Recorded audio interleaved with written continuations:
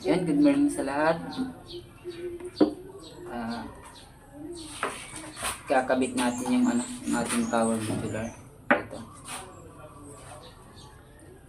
Kakailangan pala natin dito ito. Yung switch. Ganito. Tatanggalin lang natin itong pin. Tapos ito, power modular. Tsaka syempre yung ng ating battery. Yung connector ng ating battery. Ito pala yung yung setup niya sa loob. Ito yung sinasabi kong switch. Ganito. Yan, pag di naman yan nasisira, yan, depende na lang kung mabasa, pero hindi naman siya mababasa kasi naka-cover yan, parang waterproof na siya. Tsaka hindi siya basta-basta mababasa kahit malagyan ng tubig. Yan, kung sakaling masira man, yan, papalitan lang to, tatanggalin mo lang siya, palitan mo ng ganito, tatanggalin mo rin din yung pin. Nakakonekta siya dito. Yan. So ito, pinapasok lang siya dito. Butas. Ipasok natin. Yan. Tapos taguhugutin mo. Yan. Tatanggalin lang sakaling masira. Yan. Yan. Tapos ito yung niya, yung wire niya. Ito naman yung sa ating igniter, yung nagsusupply ng kuryente. Yan. Kailangan natin dito kailangan natin ng ganito. Yun yung yung ganito sa wire, pang cover ng wire. Kung wala naman kayong ganito, pwede rin yung electrical tape lang. Yan, kakabit natin.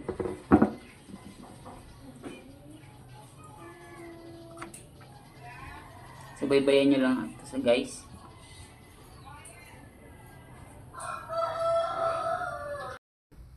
Ito guys, ginagawa ko at dinudubli ko yung yung pambalot sa wire.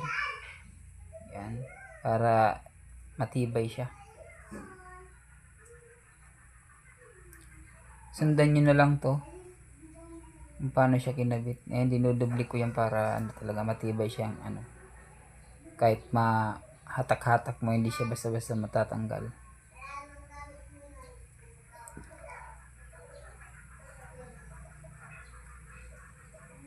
So yung power modular niyan, pang matagalan na yan. Matagal na rin yan sa akin.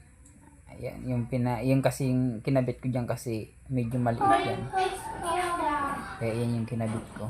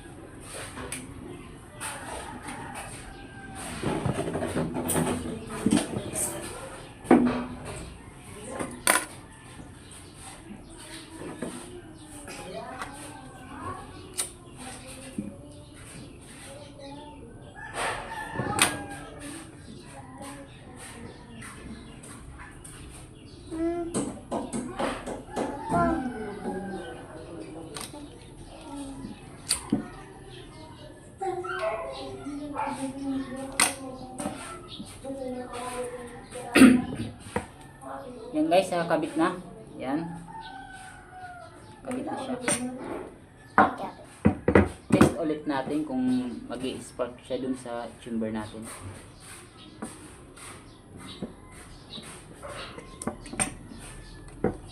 Ito guys, switch. Tingnan natin kung mag-i-spark siya sa loob ng chamber. Ayun. Ayan guys. Working siya. Tapos ka na ba? Ito, itatago natin siya dito sa loob.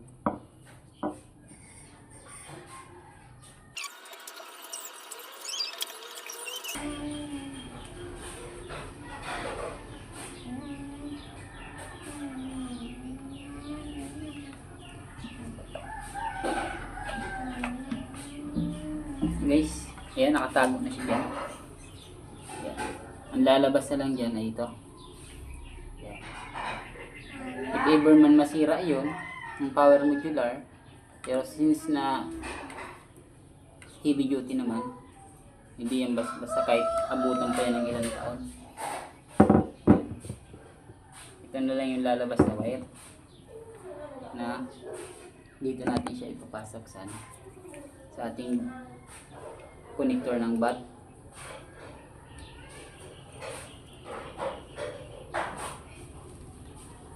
Guys, yan ito lalabas siya dyan. Tapos itong bat, ito yung ito. Yan. Tatanong, may ipit ba yung wire? Yan guys, hindi siya may ipit.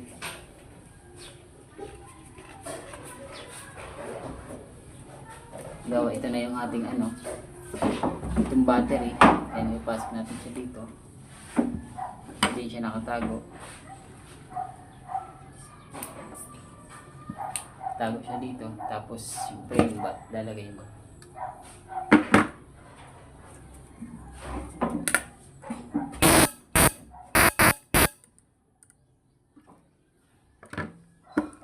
Ayan.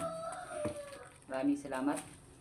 Sana may nakuha kayong ideya sa pagkabit nito o kaya kung saan ko tinatago. Kasi bihira lang kasi may gumagamit ng ganito na battery operated. Bihira lang kami. Mangilan-ngilan lang. Iwan ko lang sa iba. Pero sa mga legit maker, si Sir Alex, Wally and Alex, yan, gumawa din ng ganito. Pero ako since una pa, ganito na yung ginagawa ko, battery operated. Ilan lang yung nagawa ko na di-cricket. Maganda kasi ito kasi pang matagalan na. Tsaka yung battery niya matagal din malubat kahit ilang buwan. Gamit-gamitin mo siya. Hindi siya basta-basta nalulubat. Since malulubat man, o pupunta kayo sa hunting area, full charge nyo lang po. Hindi na kayo magkakaproblema. Pero okay din naman yung di-cricket. Pagkakaiba lang kasi yung cricket, kapag nasa area ka na, hunting area ka na is nasira, natanggal, nahirapan ka magkabit-kabit. Pag ganito, pag nasa hunting area ka na, malulugi ka lang dito pag nalubat. Pero syempre kahit ilang shot ka na, kahit araw-araw mo gamitin to, hindi basta-basta siya malubat, basta-basta malulubat. Kasi pang matagalan tong battery. Ito nga, hindi ko pa ito na-charge mula nang binili ko yung laruan nito. Yan. Lithium battery. Hindi ko pa ito na-charge, pero working pa rin siya hanggang ngayon. Yan.